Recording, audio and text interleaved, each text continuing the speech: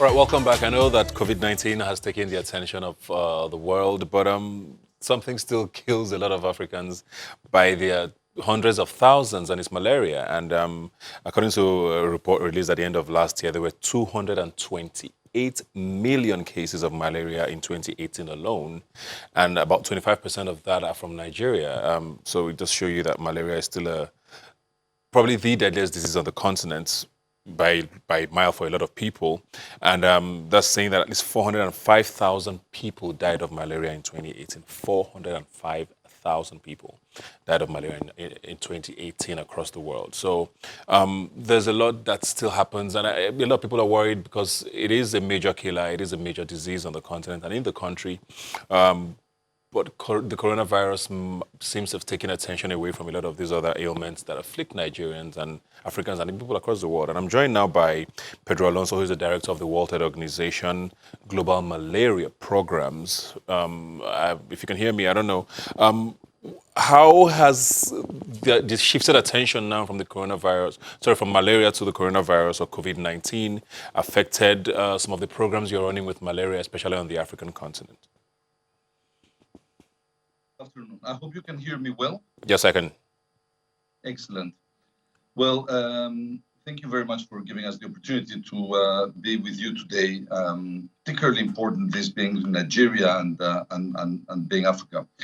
COVID-19 is a public health emergency, as declared by the World Health Organization, which is causing major disruption and disease and death across large parts of the world. So it's all too right that we should pay significant attention to them.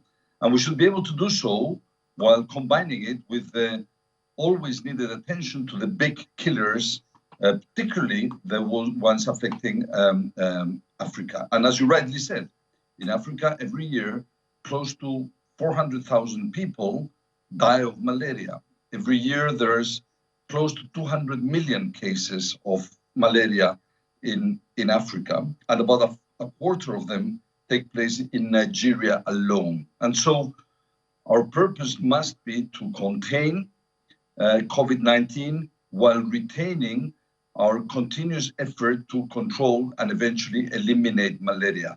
Yeah. If we just do COVID-19 and that results in losing the focus, not being able to deploy our insecticide-treated bed nets or our drugs or antimalarial medicines for the prevention of malaria in children or in pregnant women, or it disrupts the access to diagnosis and treatment, we could be facing a major disaster. Yeah, I know a lot of people, especially on the continent, are seeing the concerted efforts by scientists and research agencies across the world and even governments, to battle COVID-19 and get a vaccine and get treatments and all of that. But malaria has been around for way much longer and kills, like I said, in the hundreds of thousands.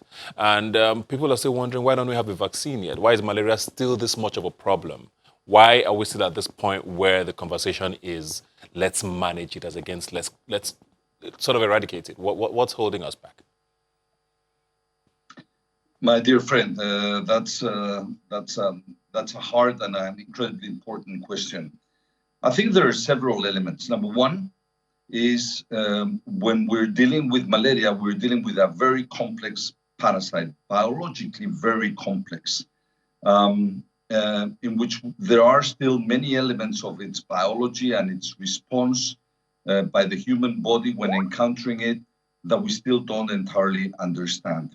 So COVID-19 is a virus, and I will not underestimate its importance, but viruses are biologically relatively simple organisms to which I'm pretty sure a vaccine will be developed within months or a year.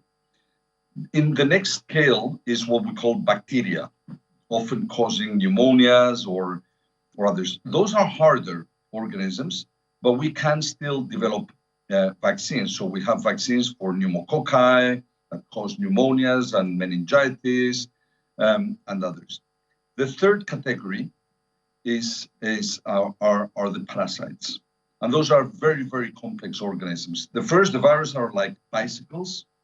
The bacteria are like nice cars, parasites are this like the space shuttle. So the complexity of the organism is really very different. So that's reason number one. Reason number two, let's be clear. Malaria affects often some of the more disfavored communities.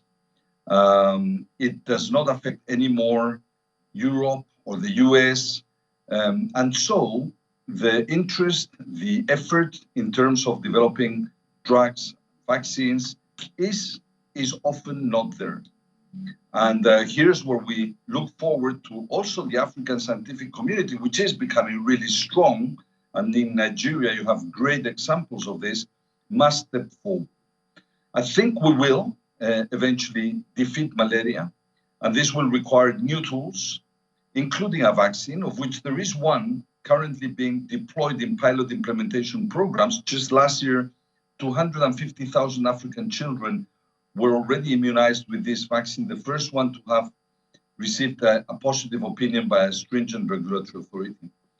We will need more financial resources, and we will need country leadership.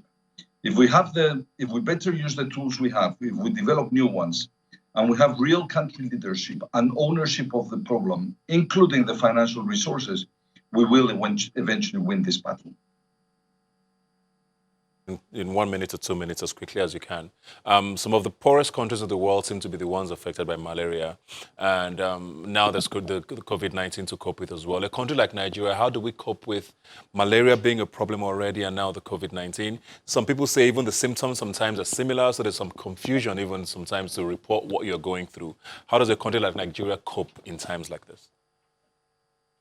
So you have to be able to deploy the measures recommended by the World Health Organization and by the Nigerian government in terms of protecting the health workforce, social distancing, having tests available, identifying quickly cases, isolating them. That's the standard COVID response. In terms of malaria, go on doing your planned campaigns of bed nets, of indoor residual spraying, of anti-malarials. We can do both things together in a safe way. We have issued specific guidance that shows how we can continue doing our malaria work, not stepping back while doing so in a COVID-effective environment. Failure to do so could actually multiply by 2 the number of deaths we would otherwise get from malaria this year. Thank you very much, Pedro, for the insight, and we look forward to better news as we go in the months and years ahead. And thanks for all the good work you do at the World Health Organization. No, thank you. Thank you. It's your leadership that helps us move forward. Thank you very much. Well, that's it for the show today. Like I always say, you can follow the conversation on Twitter at Robin Minds. Now is the handle. Please use the hashtag Robin Minds to share your messages with us. Please stay home, stay safe. Most importantly, obey the government. If they say stay home, please stay home. And obey the experts. They know what, at least much better than us, what's going on. And just stay alive. We need everybody to go through this, and we will be defeated, definitely. My name is Ebuka Obiuchendu, and I'll see you next Sunday.